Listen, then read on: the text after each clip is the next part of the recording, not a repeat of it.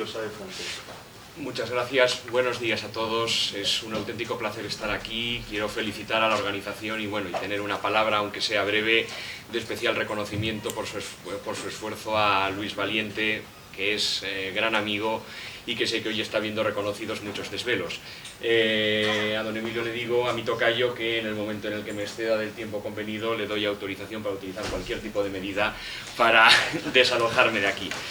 En un esfuerzo de brevedad significativo, el espíritu de mi comunicación a este congreso se basa en primer lugar en una percepción de que ha existido un enorme simplismo a la hora de interpretar el conjunto de la política exterior española durante la Segunda Guerra Mundial. Esta misma mañana, sin haber podido evitar impartir clase en la universidad, antes de desplazarme aquí, preguntaba a mis alumnos, no estudiantes de historia, por su percepción de la división en concreto y del conjunto de la política exterior española en aquellos años en términos generales. El conjunto de tópicos que han surgido hubiesen asustado al más valiente de los divisionarios seguramente, y dan cuenta del desconocimiento culpable que el moderno sistema educativo español, tanto en el bachillerato como en el entorno universitario, generan sobre nuestra historia reciente. En ese contexto, mi percepción personal es que ese simplismo que muchas veces se ha traducido, al menos en determinados autores, en esa percepción neutralidad, no beligerancia, neutralidad, una serie de fases impuestas más por las necesidades del momento que por una política calculada, sutil, ambiciosa del régimen de Franco, no supone la manera más adecuada de interpretar todas las realidades que están presentes. Es evidente que el régimen surgido de la Guerra Civil de 1936-1939 se encuentra con unos requerimientos en política exterior tremendamente exigentes poco después de finalizada la contienda. El franquismo hubiese necesitado de una etapa de consolidación diplomática, consolidación política, fijar los objetivos, prioridades y el reparto diferencial de poder entre las distintas familias que componían el régimen. La política y la realidad no suelen ir de la mano, y el franquismo se encontró en unos pocos meses inmerso en una situación internacional tremendamente volátil que amenazaba por su propia naturaleza la existencia de un régimen que apenas estaba en mantillas. En ese contexto, para mí es de un especial interés, y en eso se ha centrado gran parte de mi investigación reciente, el periodo de los primeros meses de 1943, ya que creo que constituye genuinamente la fase más original, más auténtica de la política exterior española durante la guerra. Esa fase diseñada en gran parte por el conde de Jordana, el sucesor de don Ramón Serrano Suñer como ministro de Asuntos Exteriores, pero que también responde, en mi opinión, de manera significativa a un objetivo y a una plasmación política de la voluntad del general Franco. En ese contexto, hay que tener en cuenta que los desembarcos aliados en el norte de África, en el otoño, a finales de 1942, suponen un cambio radical de la geoestrategia que define la posición española en la guerra. España pasa a estar rodeada o acosada en el sur por los ejércitos aliados, y después de la ocupación de la Francia de Vichy por parte del ejército alemán, acosada en el norte por el ejército alemán. Creo que ya ha quedado claro en las distintas presentaciones que ese tópico de la amistad sin fisuras, el entreguismo español con respecto a la Alemania nazi, es una más de esas simplificaciones que oscurecen la realidad de la política española del momento y de la peripecia de la propia división. En ese contexto, España ensaya un modelo diplomático nuevo, lo que yo he dado en llamar equidistancia imperfecta. España busca mantener todos los ritmos de su amistad con Alemania, sobre todo a través de colaboraciones económicas y de la colaboración militar que supone la división, pero pretende también diseñar un discurso propio para justificar su política exterior que no sea en ningún caso el del seguidismo a Alemania o el del seguidismo al eje. Intenta ejemplificar que España tiene una política exterior propia, genuina, en la cual, y es la tesis que defiendo en esta comunicación, en el diseño de esa política genuina, en esta comunicación, la división azul es un elemento fundamental. ¿Por qué? Porque España, y no le faltó perspicacia ni al general Franco ni a su ministro de Asuntos Exteriores, percibe adecuadamente en este momento, por encima de otras realidades sobre las que se podía debatir mucho, que es Rusia un peligro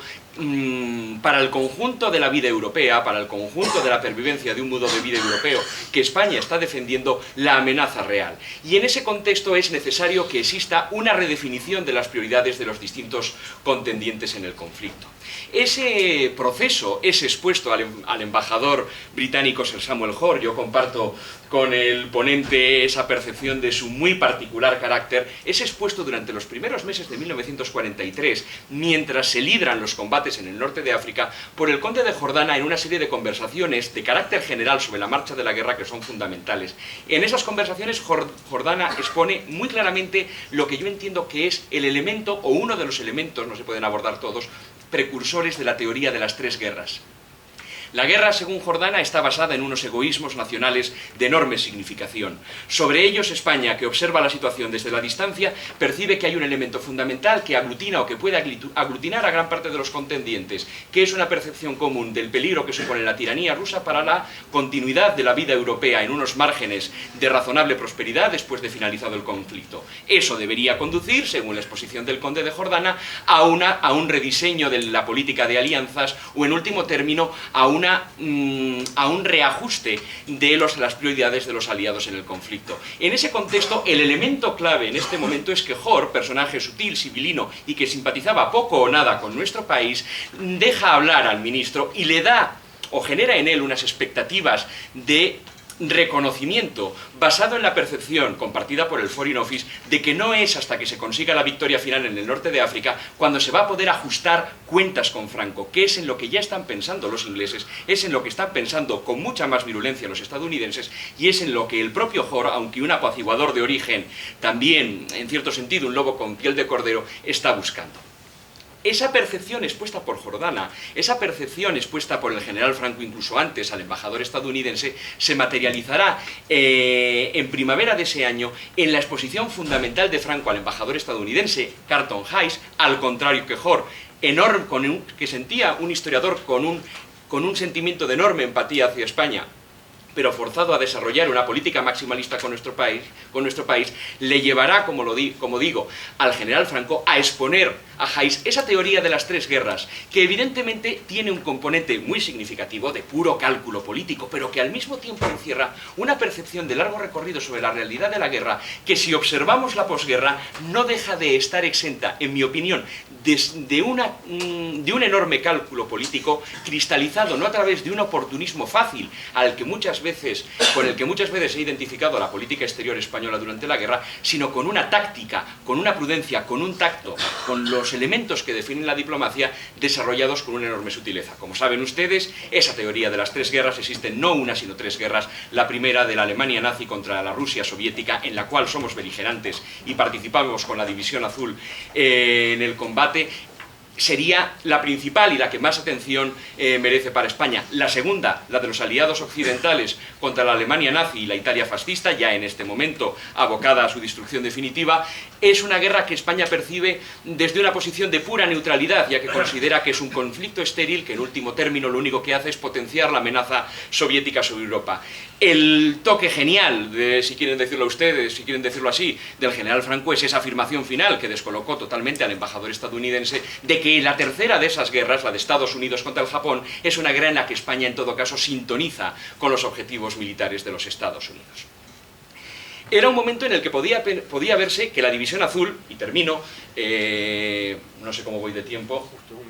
un minutito, creo que me sobrarán algunos segundos, en el que la División Azul se erige en un elemento fundamental, porque puede ser presentada como la cristalización de una realidad que no es mera retórica o es mera teoría, sino que representa tácticamente la aplicación de una política de largo recorrido por parte de España. La gran frustración de Jordana, la gran frustración del general Franco llegará cuando Sir Samuel Hoare, rompiendo incluso desde mi percepción las órdenes que recibía desde Londres, o en este momento al celebrarse la cumbre de Quadrant en Quebec, desde esa ciudad, romperá con la tradición diplomática con respecto a España, y para potenciar su propia posición dentro del Foreign Office y sus aspiraciones políticas después de la guerra,